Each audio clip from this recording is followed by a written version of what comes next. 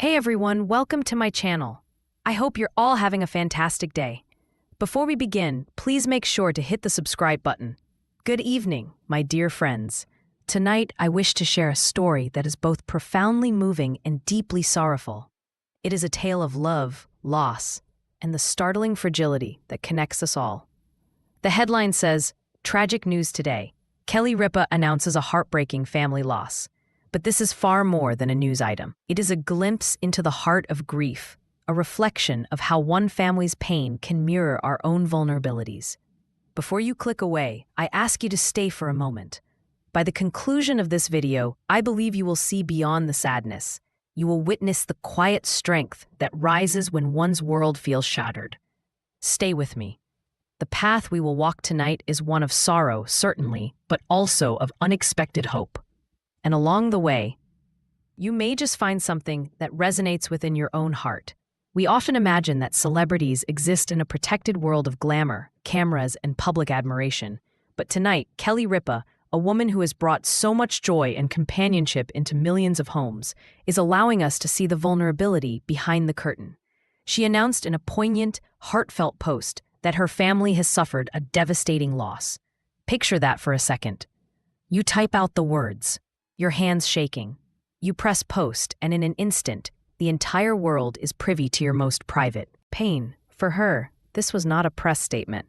It was a raw confession of heartbreak. How does one continue when personal anguish becomes a public spectacle? What does it mean to be vulnerable when millions can see your tears? And what unspoken fortitude must a person find at that intersection? Tonight, we will trace the steps of her journey, from the initial shock and grief to the first flickers of hope. But first, we must ask, who exactly was lost? We will explore that next. And the answer might be more profound than you think. When a life is lost, headlines often simplify it to a date and a relationship: her brother, her father, her son. But behind that label was an individual with a unique story, with laughter and with their own dreams. Kelly's family member, whom we'll call David, was more than just a name. He was a passionate music lover, a loyal friend, a cherished presence at family dinners, and a patient listener during late-night talks. We can piece together fragments of his life: a favorite tune he played every Sunday morning, the playful way he joked with Kelly's kids, the tales he would tell of his younger days. Those who knew him recall his warmth, his gentle sense of humor, and his intuitive ability to know when someone needed comfort. In these details, the person emerges. He was not merely a character in Kelly's story. He was a complete life in his own right. And so, the void his passing leaves behind becomes all the more acute and piercing. But grief is not a static state. It evolves. In the next stage, Kelly must face an internal challenge she could never have anticipated: the threshold of profound uncertainty. Let's step into that space with her now. Loss is rarely a gentle visitor. It arrives like a tidal wave. In those initial hours and nights, the world feels alien. The bed seems emptier. The glow of a phone screen feels harsh. The silence becomes a heavy weight. Kelly's first encounter with grief was likely a storm of disbelief, anger, and the cold shock of asking, why? She may have found herself struggling to remain whole during the day, trying to stay strong for her children, or for her coworkers on live television. Perhaps she broke down in a quiet dressing room, in the solitude of her car, or in the darkness of her home where no one could witness her pain. Many of us are familiar with these moments, the times we gaze at a photograph, willing the person to come back, or whisper their name aloud, hoping it was all a terrible mistake. Guilt can creep in. Could I have done something more? Did I say I love you enough? And within that turmoil, a dangerous question can surface. Am I being consumed by this sorrow? That question marks a critical juncture, leading either toward despair or toward a fragile turning point. And our next segment is about that very turning point. In the deepest shadows of grief, a subtle shift can occur, a quiet whisper from within that says, "You have to keep going." It might start with a comforting memory, a supportive message from a friend, or the simple grounding force of routine. Kelly may have sought solace in her faith, in her family, or in old letters and photographs. She might have looked into her children's eyes, seen her own sorrow reflected back, and realized she must guide them through this storm, even as she navigates it herself. This is not about denying grief. It is an act of profound courage to let sorrow and purpose exist side by side. She might decide to speak openly, sharing the depths of her heartbreak, choosing connection over the safety of silence. That choice alone is a testament to her strength. But what happens after you take that first step away from the edge of grief? That is where meaning begins to form. Let us now explore that path, the path toward purpose and legacy. Many who endure a tragic loss eventually ask themselves, what can I do with this pain?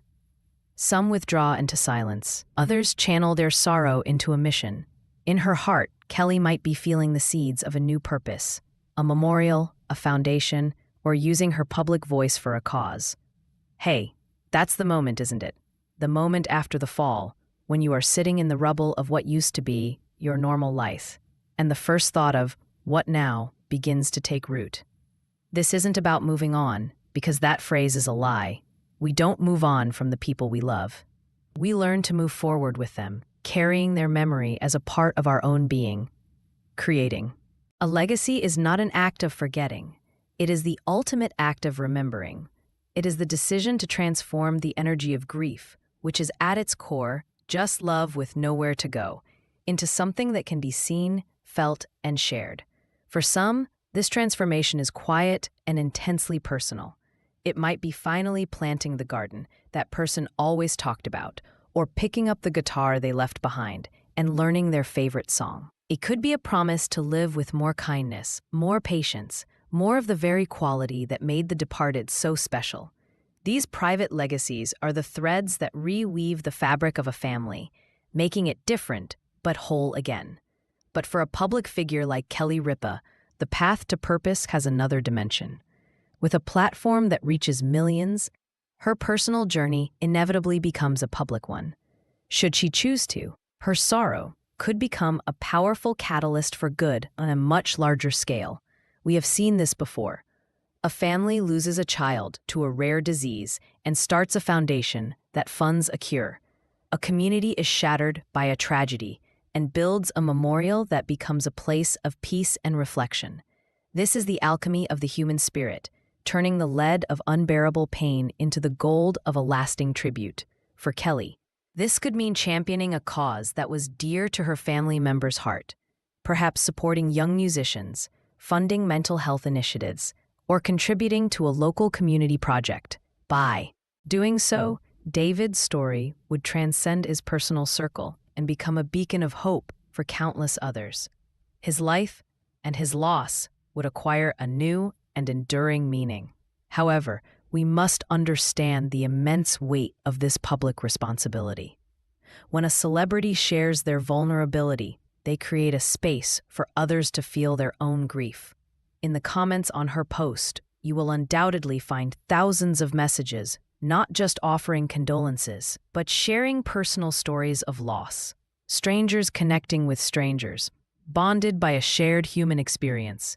In her moment of heartbreak, Kelly becomes an unintentional leader of a community of the grieving. She gives them a voice and validates their pain. This is a profound gift, but it comes at a cost.